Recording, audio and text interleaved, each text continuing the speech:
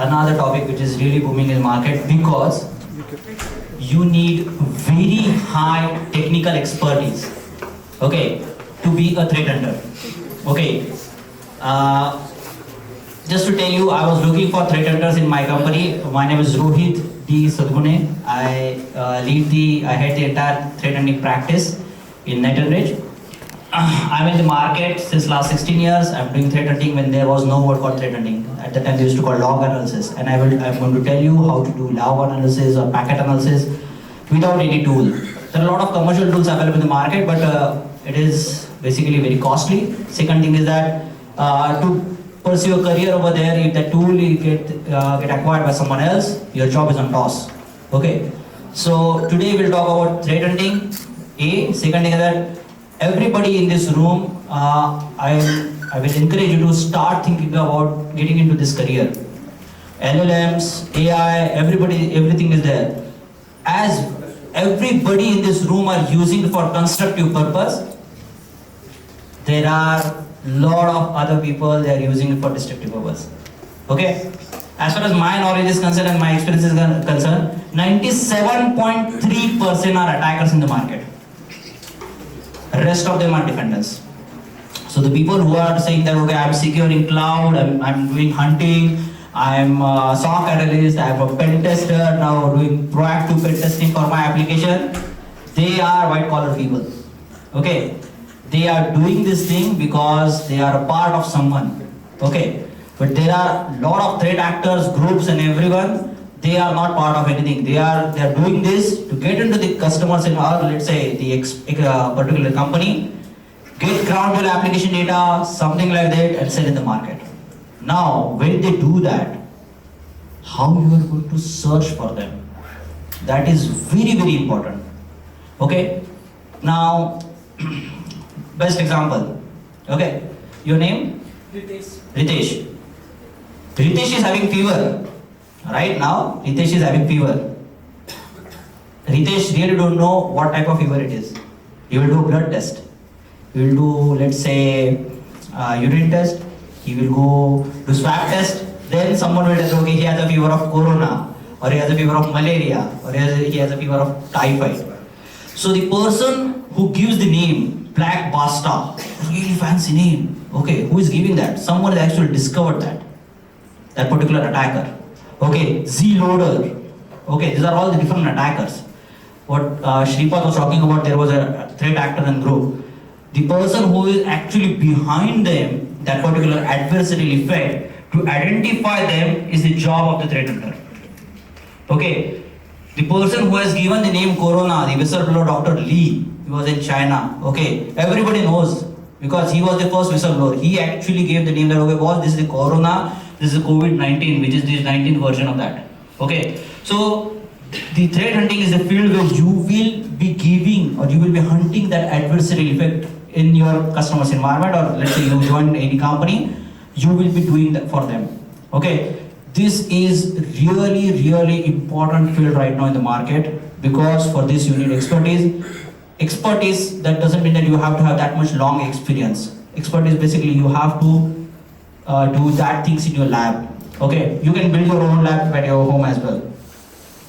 So we'll talk about threat hunting. So this is my name. Since last 16 years when I'm doing hunting, I'm doing only threat hunting and threat intelligence. I've written a lot of blogs as well. I've written some, I'm now writing a book. In my entire career, I've detected 189 precise detections, which are, for example, let's say I want to detect sharp hound attack. Everybody will search for sharp hound. Those who have heard about sharp hound, please raise their hand. Sharp hound, bloodhound, right? So these are the attacks. Everybody will talk about hound.exe or something like that. They will search for it. I'm the one who actually identified their patterns. How you can actually detect that particular thing. Okay, how you can identify this without looking into their executables. Okay, so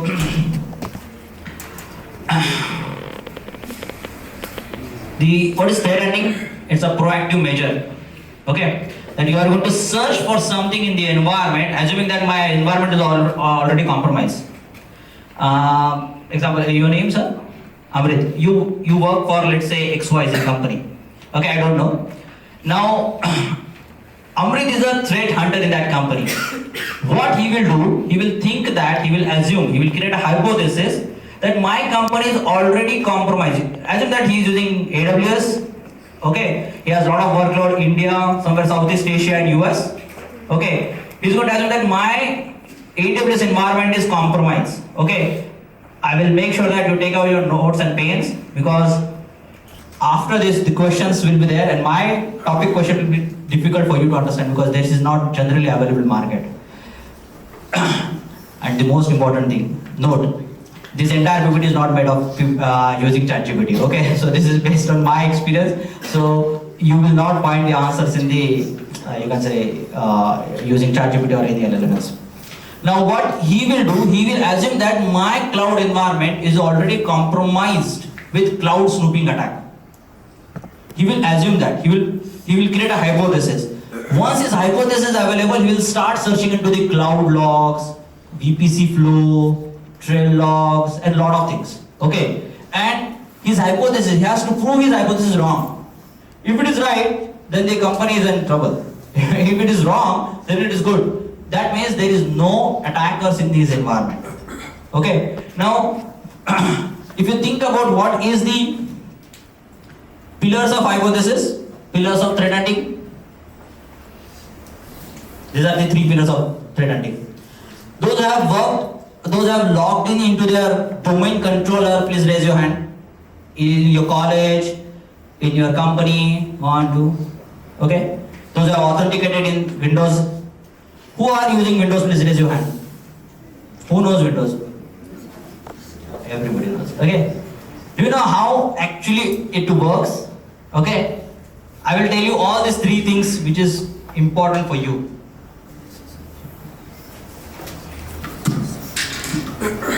Let's say this is my machine. My machine name is ABC.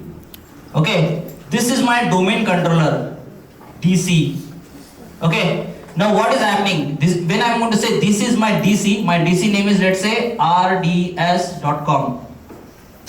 Don't go by changing the name. RDS, Rohit Deepak Sadgune, that is the reason I'm giving rds.com. Now what happens? ABC is the machine which is now trying to authenticate on this particular domain controller. What happens here? For this machine, let's say R112 is the account name for me. Okay. I am going to authenticate on the behalf of this domain controller.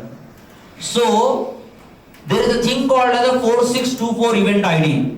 Okay, you just search it. Okay, this is very important, note it down. Account has successful logged on. Okay, over there what will happen? Your source user will be this machine name with $. Then who is authenticating? R112. Where is authenticating? RDS.com.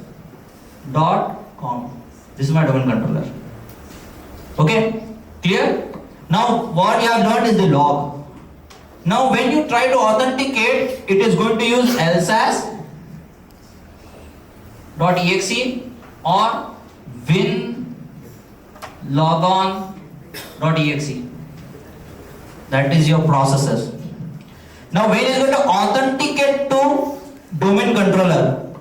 Can you tell anybody who is going to tell me what is the port number for adapt? 389. Who is saying?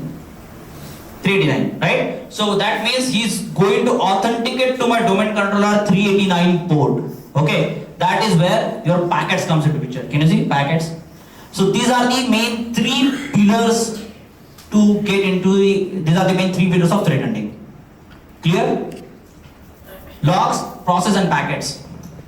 Okay, now what are the building blocks of threat hunting? So when you are trying to build a threat hunting, okay, so you need hypothesis, what I mentioned that, okay, you are going to assume that my entire network is compromised with XYZ attack. Then you start building the hypothesis. Now to detect that attack, you need logs, you need packets and you need processes. So what are the log sources through which I am going to get that? So these are the different log sources there. System log, telemetry, traffic, cloud application logs and all. Then the intelligence.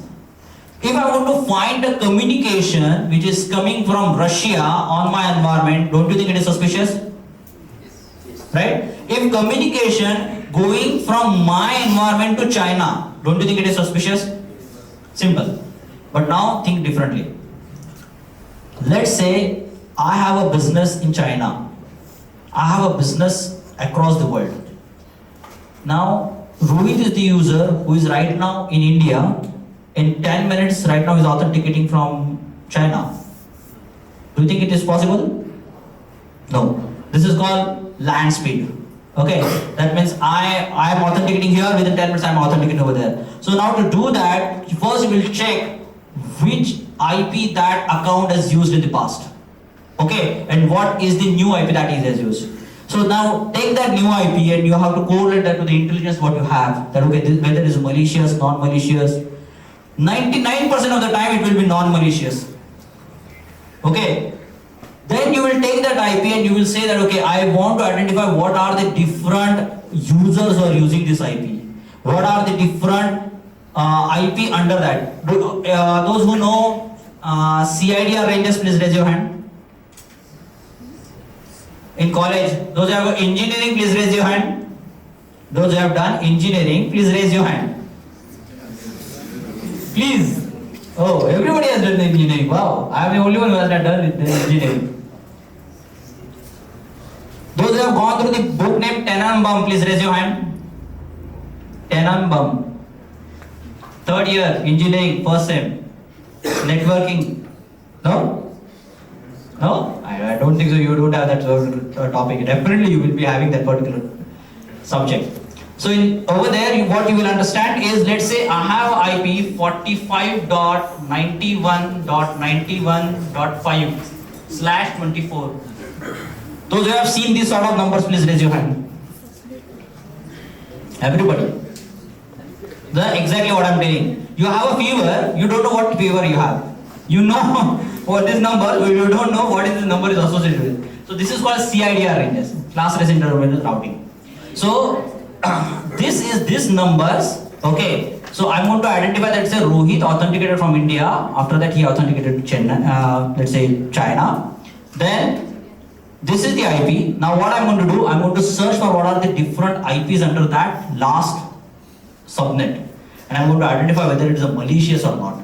Is there association of that? How many patterns that he has done? How many authentication failure that he has done? So these are the different hypotheses that I will build. Based on that hypothesis, I can say this IP is malicious for my enterprise or for my organization. Okay, might be the case nobody is talking about it, but I have discovered something which is 0 day for my environment. Okay, that this IP is not at all anywhere it is malicious, but I see some patterns that are authenticating. That Rohit getting login failure on my cloud instance after every 3 seconds. Don't you think it is malicious? Now I'm making more difficult. I am using 45.91.91.6 IP and I am doing authentication 3 times failure. Then I am using 45.91.91.51 as IP and I am doing authentication only 2 times. Okay, that means I am using same series of IP to perform authentication. What is this particular thing? What is this attack? Brute force. Okay, now I'm making things much complex now. Okay, using the same series of how many IPs that I will have here? 254. Using 254 IPs, I am now using multiple accounts R112 to R116, let's say 8. Okay, on the same my AWS instance, and I am getting failed. What is this called? I have changed your fever. Your test was negative for corona, now you are doing blood test. Okay, now it is good to tell you something else. Same, you have only fever. I am doing authentication failure. Previously it was brute force. Now what is this called? Distributed Password spray. Nah, you can always. I am using the multiple accounts. I am using different accounts to perform authentication failure on a single instance. Okay, it is called password spray. Remember these all attacks. Okay, you name the attack. I can talk about them. Okay, we don't have time. But you should, when you are actually looking into your news, there will be attack name that will be associated. Someone used malware ransomware to penetrate into one bank. Okay, and he has exfiltrated data. This is the latest news. I don't know who those who have heard. I don't want to take the name. So this is the case. Okay. Now, why you need threat hunting? Okay. Oh, this is the real attack. This is not imaginary. Attacker sent phishing email, then it lands on my X machine. That machine executes PowerShell. Okay. The PowerShell is where you are going to get elevated privileges of the machine. Okay. Now from PowerShell, he captured the credential, he sent the credential somewhere else. Now that using the credential, he is going to authenticate. Now he is going to load Mashta. What is Mashta? Those who know HTML, please raise your hand. Those who know HTML, please raise your hand. You are in the wrong room then. If you don't know HTML, then you are in the wrong room. HTML? HTML? No, they are scared of that. If I am going to say yes, then some question is going to come on me. So Mashta is a process which loads the HTML. Okay? So what is threat hunting? Threat hunter is the person who knows depth of your system, who knows depth of your network. That if I'm going to communicate to my LDAP server, or let's say I'm communicate to something with 389 port, my maximum bytes transaction will be 668. That deep level of analysis that he has to have. Okay? So now he is able to load the interpreter. Who are from pen tester? You guy who has done pen testing? Pen testing, okay. You know interpreter. You know who knows interpreter? Please raise your hand properly. 1, 2, 3, 4. Okay. Your name? Vishnu. What is the port used by interpreter? No. How could that be possible? You are loading interpreter on UI, right? You compromise my machine. Now you are going to pass the command, right?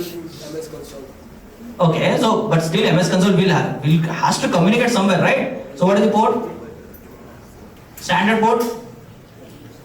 Everybody please mark this. We are going to do a practical how you can identify Metasploit or interpreter using logs. Okay, the port number is 2222. Okay, now he loads the interpreter, he steals the browser. Okay, browser. The attacker used this, please remember this term called beef. Anybody has used beef? Browser exploitation framework. It will capture your entire browser session. Now, those have saved their password on browser, please raise your hand.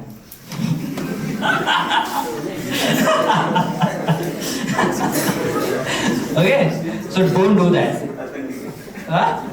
Authenticate. Don't save your password on browser. Clear? Okay. Those have not configured the backup recovery email for your Gmail. Please raise your hand. Please don't record this, otherwise they will give me. There will be a lot more people that who has not configured the backup recovery email. Please start doing that. If someone is able to get your browser's entire information, your entire privacy, your banks, your finance, everything is on toss. Okay, so now he steals your browser password. Now he actually loads malicious document with the backdoor. Okay, what is the backdoor? That on this machine I will have something installed which is going to give me consistent information that what is happening on that particular machine and how I'm changing, whether I've changed my password. If I'm going to change my password, I will have the new password, everything I will have. Okay, now PowerShell load the interpreter because he has to load the interpreter to give the command and control. Okay, and then pass the new payload. Now, over this entire journey, the PowerShell event, the PowerShell actually logs event ID 4103, 4104. Okay. Now, Meshta loads, that means you are going to get that in the Windows event ID 4688. Okay, where you will see the target process. Who is the primary process? That I will have something like abc.exe loads mashta.exe. Okay, so in my target that someone will execute that process, and then your meter HTML page will load. Till the time it will not load. Okay, and then it will start learning on the port. What is the port number I mentioned? That means everybody is listening. Okay, so 222 is the port where it will start communicating. You got this journey? Now think about it. Can a existing solution detect these sophisticated attacks where there are different levels of things that are getting involved? One is network, one is process, one is machine, one is stealing the password, giving it to command and control. It is not at all possible. It is really difficult to detect these sophisticated attacks. Okay, so there who comes into picture? The person who is talking right now, the threat hunter. Okay, threat hunter is the guy who will identify these different patterns. Now he will stitch together. Now he is the person who is going to stitch this. That okay, A happened, then B happened, then C happened. That means you are compromised with this XYZ attack. This is the pattern of this attacker. Okay, that is the reason you need threat hunter. Okay, now this is something that is for someone who knows, who are there in cybersecurity, that there are a lot of false positives that will generate. That everybody will authenticate, everybody will load Mashta. Okay, but when Mashta is getting loaded, is there a process that is getting generated? Is there a connection that is getting generated? So there will be no information. Okay, so finding that particular signal is very important. Okay, so that is the reason we have all these things that is not possible with the existing solution available in the market. So we have threat hunters coming into the picture. Now there are only two types of threat hunting: active and passive. Today we'll talk about only passive. Okay, I will show some practicals to you how you can do. Those who have worked on Linux, they have actually written a single command. Please raise your hand. At least a single command in their life. 1, 2, no Linux. 3. So almost 80% people know Linux. If you know Linux very well, you don't need any commercial solution available in the market. I will tell you. Okay, I will show you how you can do that. Okay. Now, what is active hunting? What is passive hunting? Active hunting is something that you are going to do on real-time basis. That I am going to have a log coming in, and there is an attacker. He is the attacker, and I am the machine. He is attacking right now. Okay, and he is the threat hunter. He will do this analysis of this attack real time, using and there could be any way that he can do. That is called active hunting. For active hunting, you need commercial solution or any sort of solution which has a capability to store this humongous or massive scale of data. Okay, I will tell you honestly, I worked with few banks, not only India, across the world. The EPS, events per second, okay, were somewhere around 6 lakhs to 8 lakhs. That means how much data I am talking about, you know? 4 terabytes of data per hour. How much? 4 terabytes of data per hour I was analyzing, sitting right here, and there will be attackers who are continuously doing attack, and you have to analyze that data and find what type of attack they are doing. And by the end of the day, before 5 PM, you have to submit that report. If you are not submitting, you are gone. That bank or that particular thing will get a direct notification from the governance that you don't have a detection capabilities to detect these attacks. Think about it. Then, how much right now need of this sort of resources in market? Because everybody is doing attack. What I have mentioned, 97.2, 97.33% are attackers. So there are very few defenders who knows this different stitching of these attacks. Okay. Now in passive hunting, you will have a dump of everything. Now, assume that I have compromised your cloud. I was able to change. Who knows S3? Only knows one person knows S3. S3 bucket. Who knows? Please raise your hand properly. Now to give S3 bucket access, you have to create a role. Am I right? You will create a role that Rohit has access of this bucket. Right? Now as that you have hundreds of S3 bucket, now what you will have? Huh? Okay.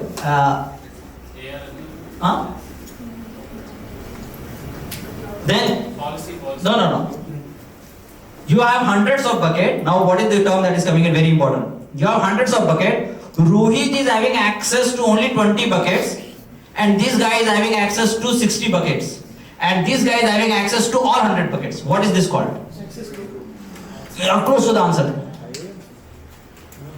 It is called privileges. That I have that privilege to do that. Okay, it is called privileges.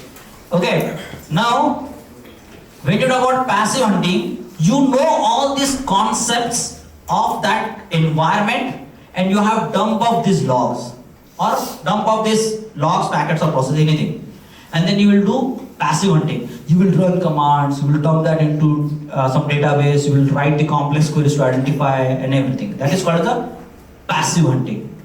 Everybody clear what is active and passive hunting? Okay? If you have any question, please raise your hand, you can ask. Okay? See, you can take pictures and everything, but I want this session not to be a memory of your life. I want this session to be an experience of your life, because nobody is there in market who is talking about these concepts. Okay, but this is the real attack. Everybody talks about, okay, we have observed this bank compromised with this XYZ ransomware. Everybody is talking.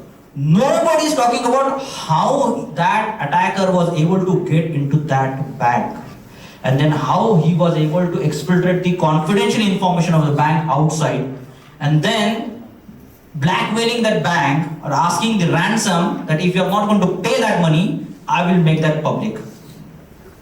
Right? Nobody is even talking about.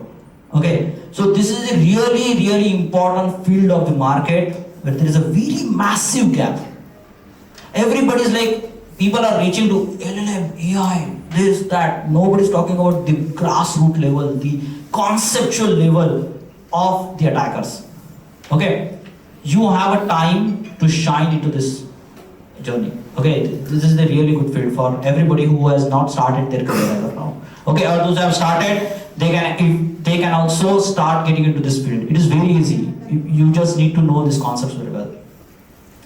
Now, what I'm presenting is the actual architecture of threat hunting. Okay. So here, this is the input side. Okay. What I'm putting input as, these are my input things: process, logs, and network traffic. Who is generating logs for me? My machines, my endpoint detection response, or let's say I'm going to use any memory level thing like sysmon, DLP, XDR, and all. Then events which are generating from infrastructure logs like my firewalls, my systems, my network devices, my intermittent configuration devices and all. Then packets, who is generating packets? Wherever I am communicating, there will be some sort of intermittent device that will generate packet for me using span port. Okay, so this is the architecture, this is the input. Now when this input goes here, what is this? I will do aggregation, normalization, contextualization, asset, entity, HVA, HPA, and all these things comes into picture. What is HVA stands for? High value assets. Let's say there is a big organization, software company. Who are my high value assets? All my executive levels like VP, CISO, CIOs, CEO. Their machines are high value assets. Apart from that, my production servers are high value assets. Right? All my applications which are running, they are my high value assets. Who are my HPA, highly privileged account. CEO may not be a HPA. It is under HPA. But I may be the person, assume that I am the AWS architect. I am a HPA because I hold really high privileged, you can say, role to perform any transaction in my cloud. Okay, so HPA, I should know all these things. Once I'm going to have that, I will pass that. So what is this active and passive, what I've mentioned? Now, these are the different types, methods of hunting. So, hypothesis driven, what we are talking about, intelligence driven, TTP driven. TTP stands for technique, tactics and procedures. Okay. So those who have not heard about this, please go through MITRE. Okay, you will understand what is technique, tactics, and procedure. Then anomaly based detection, entity, and hybrid. Hybrid is something that I will combine everything. Okay, that okay, I will first use intelligence, I'm not getting, then I will look for the passive things, then I will look for the machine level things. Okay, and then I will look for the attackers trajectory. Once you will have how you can do this. So these are the different things. Everybody knows grep, engrep, sort, unique. Everybody has done engineering, right? So you must have used Linux in your programming. Everybody knows. Okay, awk, cut. We will use only this to identify attackers as a passive thing. Okay, there are other ways as well. We'll talk about some OS query and all. Okay. TCP vidam Wireshark and T-shirt. Anybody knows Wireshark? You know, Wireshark is the world's biggest open source project in security. Is it not enough? Huh? Is it not enough? No. Wireshark is the biggest open source project of security. Okay? It is freely available. Anybody can use it. Okay? So, these are the things. Now, once you will have this, what is the output? That you will have MITRE attack flow available. I will show one attack, a real attack for you. You have a question? Yes, I've also heard tools about burp suit and Nessus. They are attacking tools. They are not defending. So Wireshark can also be utilized as a critical tool for detecting and packet sniffing, right?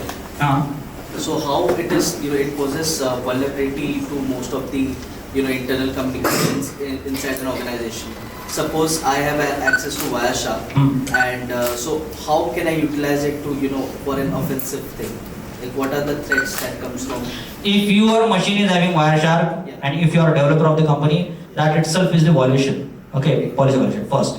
Second, the most important thing, if you have Wireshark, you can actually intercept the traffic. How? Let's say you have API to which you are interacting right now. You can intercept the traffic and you can identify that, okay, my API keys are this.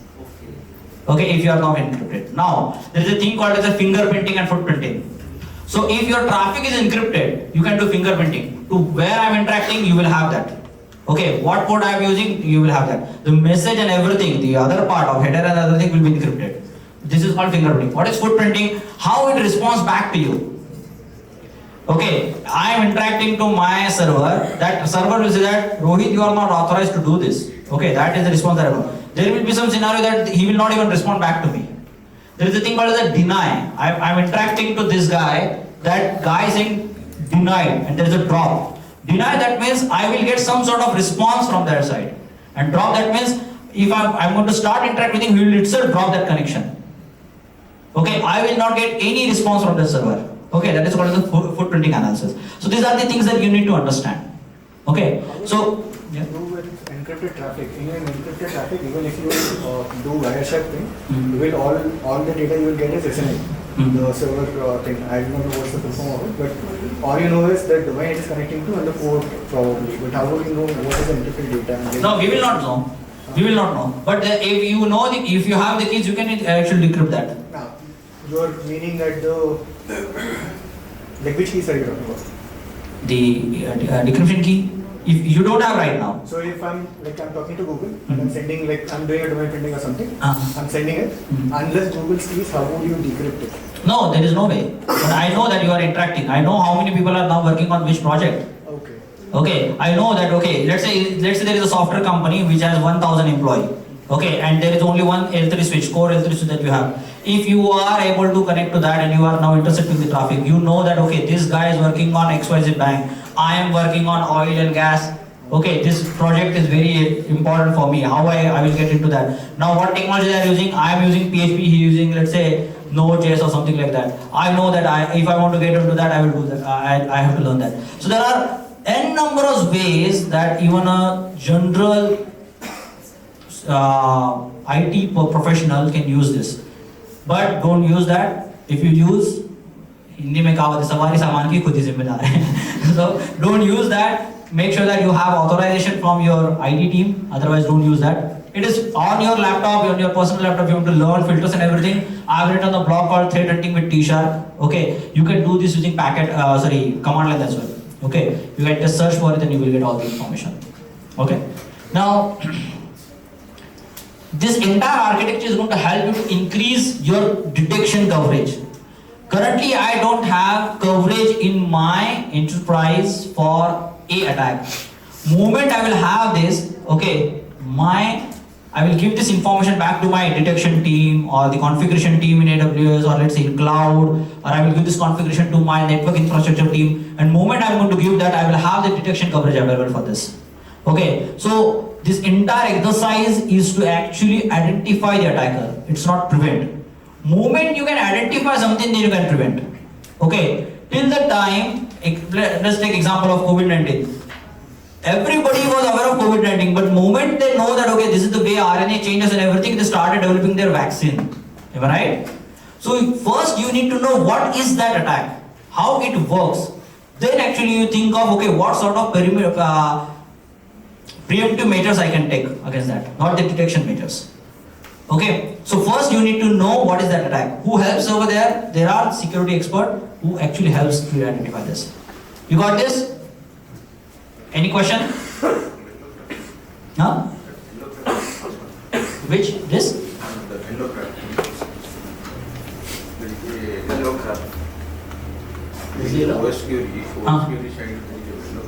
Velocity adapter. This is the EDR. It's open source EDR. You can use. It is open source EDR. You can use that.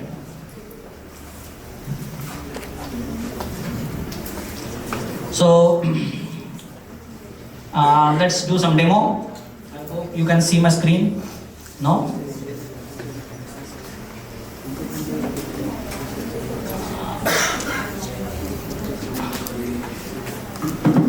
I hope everybody can see my screen.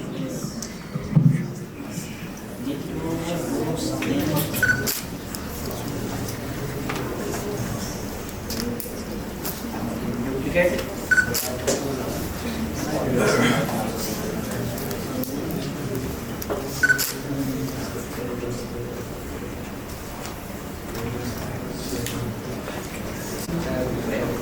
So what I'm doing is I'm just typing LL. Okay. So these are the different packets. This is the different traffic that I've intercepted. So let's take any of the we'll talk. This is the Palo Alto traffic logs. Palo Alto is a firewall. Okay. Now first we'll try to hunt for let's hunt for this FWB, that is the beacon. Okay. So what is beacon?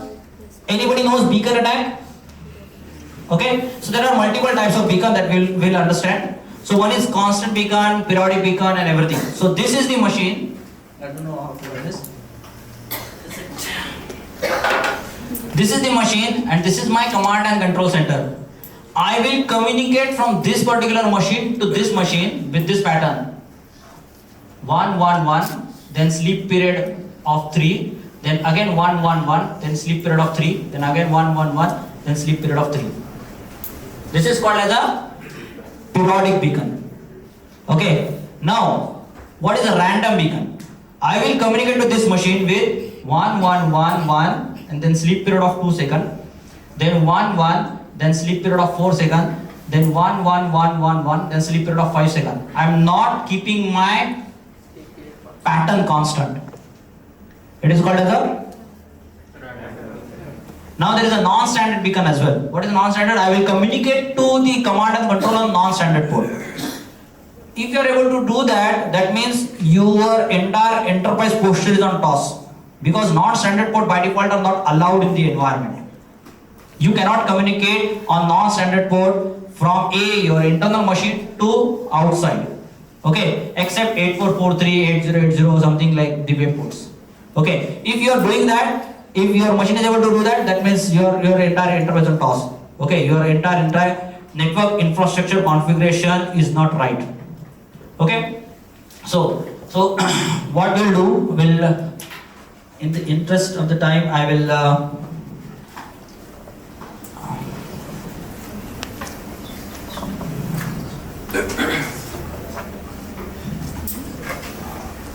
paste it here.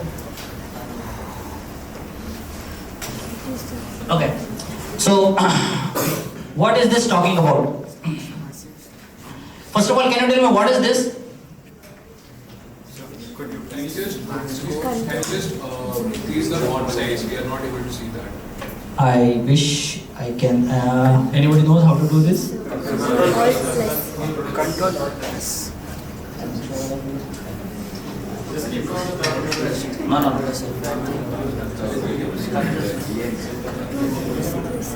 I need to change this. Control Shift plus. No. Control Alt plus. This is the log. First of all, we'll do. I want to do both the things in parallel. So.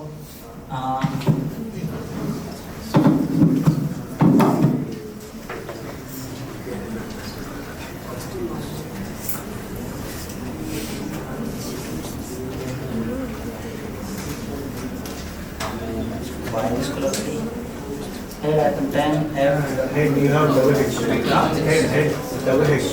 Okay. Head icon 10.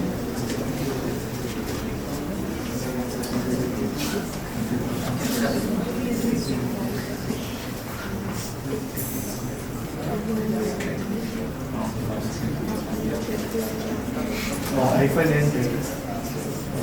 Head icon 10 I am doing.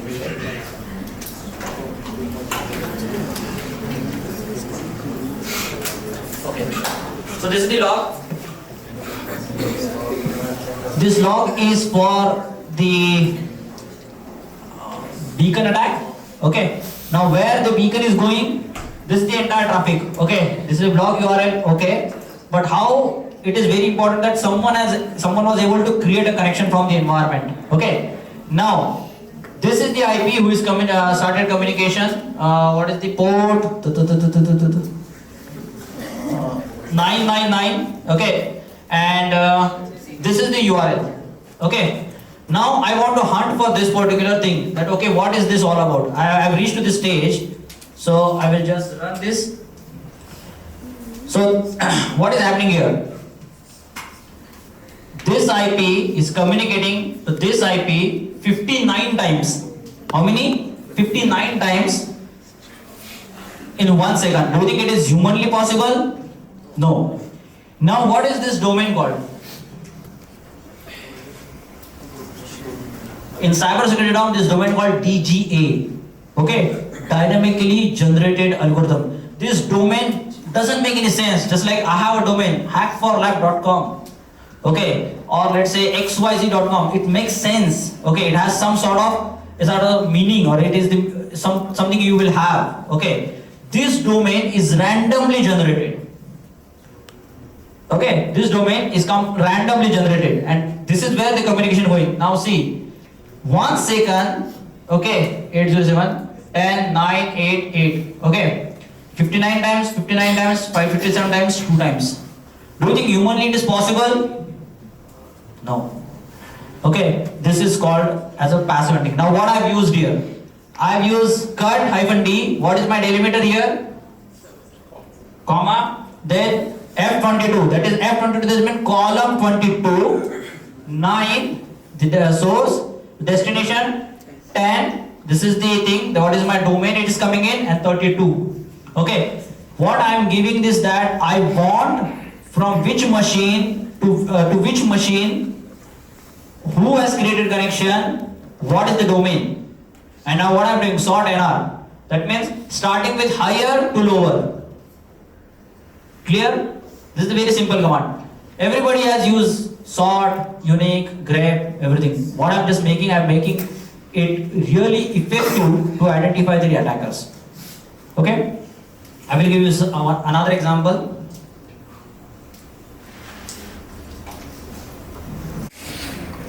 Follow to, and then underscore traffic. So is this the firewall's policy session log? No, it is not policy session, it is the communication. Now, this is the communication that is happening. Now, looking into this, it is very difficult for me to understand. So what I did, okay, I want to understand that how many IPs are communicating right now. What are my source communicating to outside, okay. Now, this is the command. I'm just typing it. This.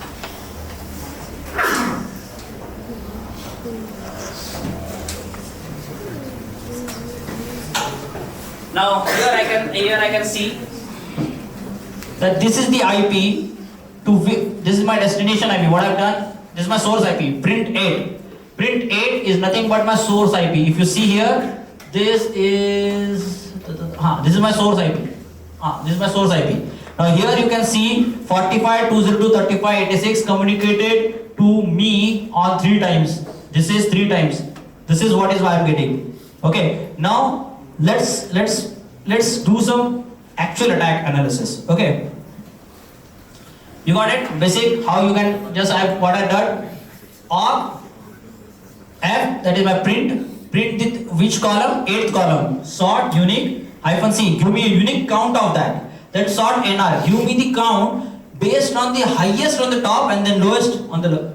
Okay. And then N10. That means I want only top 10 entries. Okay. This is the thing. Now what I'm doing here. What is the port that we look for Metasploit? Meter? Sure? Risk selection. Okay. Now first understand what I'm doing here. Is there a way to go that side?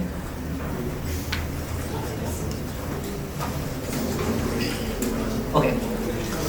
Now this is the Palo Alto traffic logs. What I'm doing here, aux f print if I'm adding if from my system communication is going on 6666, 4444 or 2222. $26th attribute is my port number. Okay, from this log. Okay, it is giving me now if it is happening, then print $7, $8. $7 is the time, $8 is my source address, $9 is my destination address, $26 is my port. Can you see? It is the Metasploit communication is going on. Okay, now what I am doing, sort unique NR, do it reverse, the exact thing. Now here very important for you to understand. What is this? Block TCP fin from client, reset from server. We talked about sharp found. Okay. Now I will tell you how you can detect real attack. Listen this very carefully. Okay. What is sharp found? Sharp found, actually this is my machine, this is my domain controller. Assume that this is my all different users which are active right now. Okay, how sharp found works? Sharp found will take all the sessions of these users. It will keep it here as a JSON file.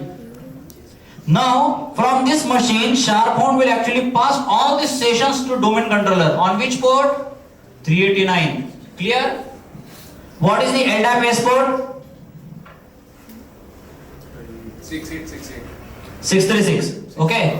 So it will pass all the session. Let's say this is the R112 who is authenticated. All of a sudden from this machine I see 30 other users are now trying to get my session. Every detection tool in the market, they will look for hound.exe and something. Every attacker can bypass the exes and hash really well. What is the pattern? Here when I am going to pass the 30 different sessions to this DC server, let's say this IP is 10.91.51.254. This is my domain controller IP. From this domain controller, what I will get, that TCP reset from server. He is going to reset the connection because he cannot accept 30 connection from the same system. Am I right? So this is the pattern. Simple attribute can help you to detect what is happening in your enterprise. Clear? So how you can detect sharp found, is that clear? I'm just giving you one example. This is not the only thing through which you can detect the sharp found. There are hundreds of things that through which you can detect. Okay? Now I will show another example to you.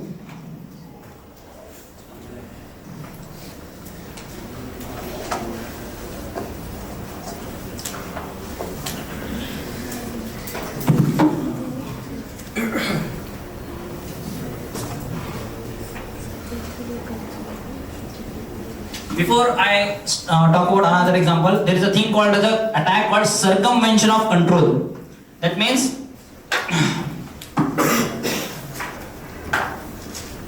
this is my attacker machine A, this is my machine B. I am now attacking on this and I am getting blocked. Let's say I am getting blocked for 10 times. Okay, now what I did, I changed my attack payload.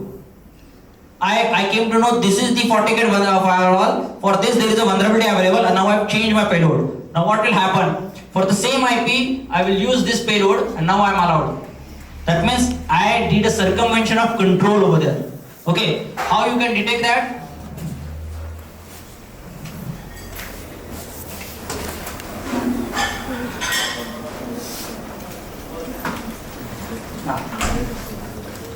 See, what I am doing here, I have identified this IP for you from the big chunk of log.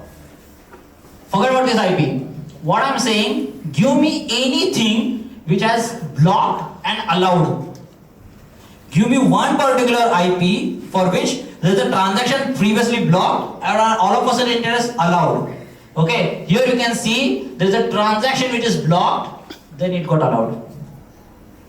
Okay, so this is the way you can actually look for, and these are the different type, number of packets and everything that you can see, ports and all. Then there is another thing. Good one. We'll talk. Those I have heard about. We talked about beacon, right? Non-standard beacon.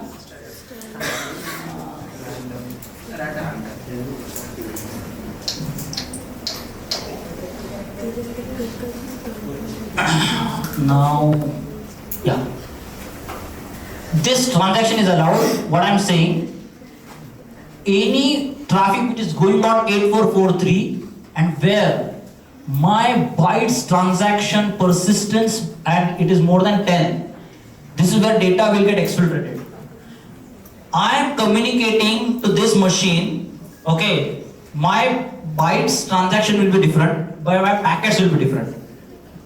One packet you can limit the size. 1500 is the one packet size, ideally. Okay, you can actually change that. But what about the bytes? Okay, under one packet I can send 600 bytes, then I can fragment that packet. I can again add the 600 bytes and I can actually exfiltrate the data. Okay, so here you can see this is the thing where I was able to communicate, and these are the exact packets that are getting exfiltrated. This is the beacon. Now see the time. 1509, 1507, 1506, 1504, 1503, 1501, 1500. This is where the beacon is happening. Persistent beacon, it is a constant. Okay, on non-standard port. Is that clear? Now I will open the, I don't know how much time we have, but those who have heard about OS query, please raise your hand. Okay, OS query is another open source project, you can use this. Okay, OS query, actually you can install it on your machine. Okay, and everyone, you can install on your own machine of your home and you can start interacting to that machine. Let's say I want to identify how many processes are running on my machine. Now here you can see here what I've written is, this is the long command that I've written.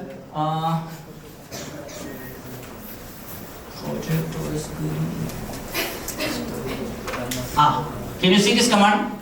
Give me a process from my machine which is interacting to public IP.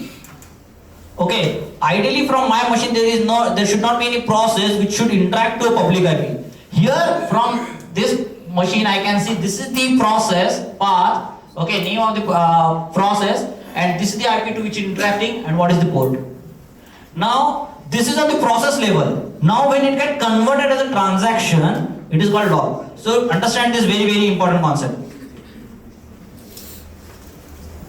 Entire life, remember this. Logs are transacted entity of enterprise. When I'm going to hit this, it is transaction that has been done. When I'm hitting this, it is a transactional entity. So packets are your transactional entity. Process are your transactional entity, which is running and that you can capture and you can identify. Logs are something that has been done, then it will get locked, then you will do the analysis. So it will not be real time anytime. Clear? Everybody? Okay? Now you can actually use this. I don't know whether I have this OS query manual that I've written for myself. Okay, if you want this, you can actually reach out to me, and there are hundreds of queries that I've written specifically. I can identify rootkits, I can identify the process injection attack, the obfuscation attack, and all these things are actually correlated to MITRE as well. Now here I can see, here I can say that for Windows it is different, for Linux it is different. Now see, this is the defense division. Now what I am looking for here, username, password, process, join, and the path. Now I am doing join. Everybody knows SQL? Left join, right join? Same thing that you can do with OS query. Okay, you don't need any commercial solution to become a really good threat hunter. You can do this on your own machine, and you can identify all the different things that are in your machine, and you can be a good threat hunter. Okay, now these are the different queries that I have written already. If you need, you can reach out to me on LinkedIn. I will be more than happy to share, basically.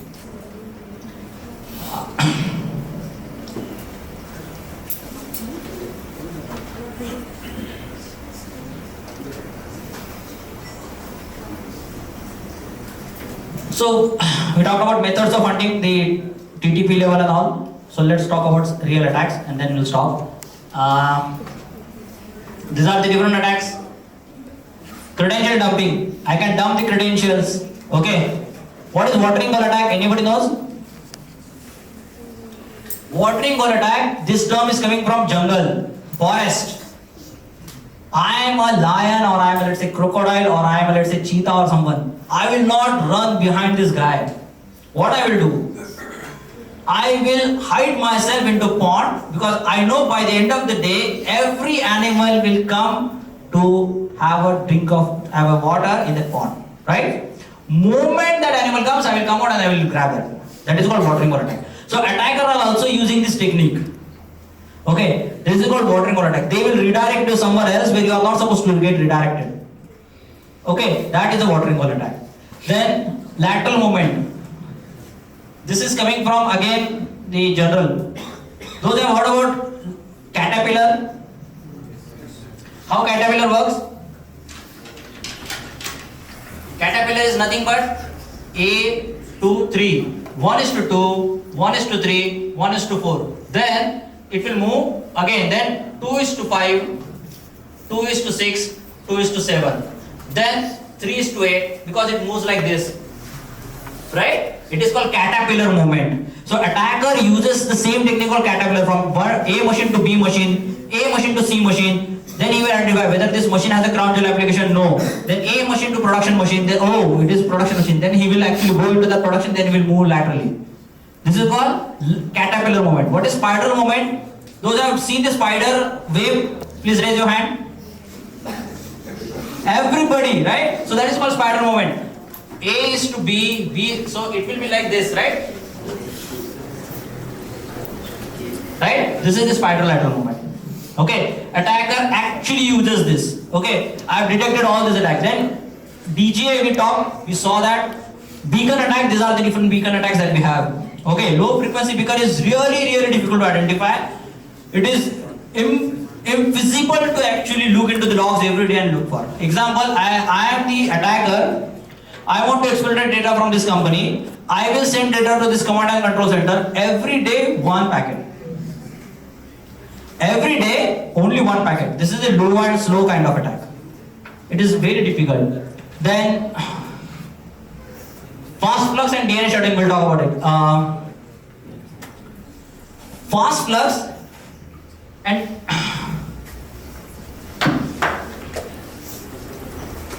this is the attack I've detected in 2018. Okay, what is fast flux? This is my domain. Let's say my domain is rdsp.com.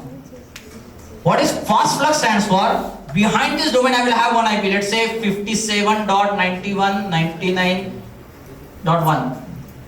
With the fast flux, I will have a pool of IP available, and then I will communicate. Now with the same domain, Attacker will have thousands and hundreds of IP will coming in.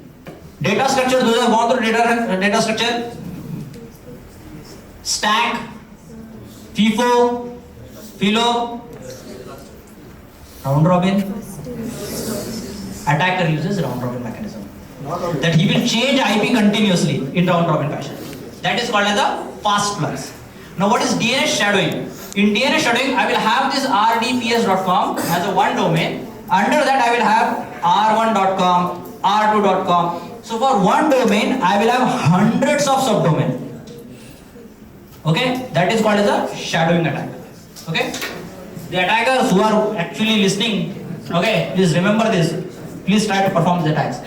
Then escalation horizontal and vertical. In the same company, I am a developer, he is a developer. It is a horizontal escalation. In the same company, he is my manager. I am getting into his role. I was able to bypass mechanism so that I can actually reach to his laptop or each access or his privileges. Access is different. Privileges is different. Okay. I hold access to something. Okay. For that access, these are the privileges available for me. Okay. So this is nothing but a escalation. Now we'll talk about only this, then we'll take a stop. Cross-channel data egress is the biggest problem in insider threat. What is cross-channel data egress? I have everybody, those who have worked in the company or heard about it, if I want to upload data in company, from company, I have a limit of 5 MB, right? 10 MB, maximum I can upload. What attackers are doing, they will try to upload the data, they will fail because you cannot upload more than 10 MB of data. What they will do? They will try to upload data, they will fail, now the same file will get printed. Or same file will get exfiltrated from USB. Or same file will get uploaded on the cloud storage sites. There is a difference between uploading something on your Gmail or something and cloud storage sites. Why? Everybody knows G drive? Drive, you know? You know, drive has an agent. You can install on your machine. Moment it get installed on your machine, okay, you can control what you are supposed to send and how you can send. Okay, so that is the reason it is called cross-channel data, where I will try to upload something on A channel, I will fail, then I will identify B channel to exfiltrate the same log, same sort of file. What are the common cross-channel data egress? What are the common cross-channel data egress that you have seen? I have seen the best is email to cloud storage sites. Email to cloud. Because I cannot upload something on my email. Let's say I have email Rohit Sadgune, now I have my own email r.sadgune@gmail. I cannot upload that because they will identify me. Now what I will do, I will upload that data to cloud storage sites where I have access to. I will install that agent and I will exfiltrate. Then another thing I have observed is the print. Print is something that in the entire company there will be one print server. Now I will transfer my file over there, it will be in the queue. Okay, now moment I will change the file name and everything and I will print that data. And I know there is 100 ways to bypass the print. Print server, print DLP will identify what are the important keywords are there in my company. The print server will identify Rohit is printing very confidential data. What I will do, I will change that words to something else. I have seen that. I have seen that in Singapore, one of the banks, there is the guy actually tried to print the things, 11-page document where he had changed the words and he was trying to print. No, they should access the printed documents, right? How would they? How? Print? You cannot read the print what I am sending. There will be only the name of the file that you can see. Exactly. So as an attacker, how would I get that data after sending it to print server? How would I get that data? Like how am I exfiltrating the data? I am talking about insider threat. Let's say everybody whenever they are on their notice period, they will try to get as much information they have in that as much they have worked in that company. Right? So that is the insider threat. So how I am going to detect that is very important. Okay? Now think about it and I will stop. I know all this attack. If I want to do this, who will be the person who is going to detect? Because I know what are the 100 ways to bypass and what are the 101 way that companies are detecting. Okay? So think like actual threat hunter, try to get into this domain. I was looking for a lot of resources and I was not able to get.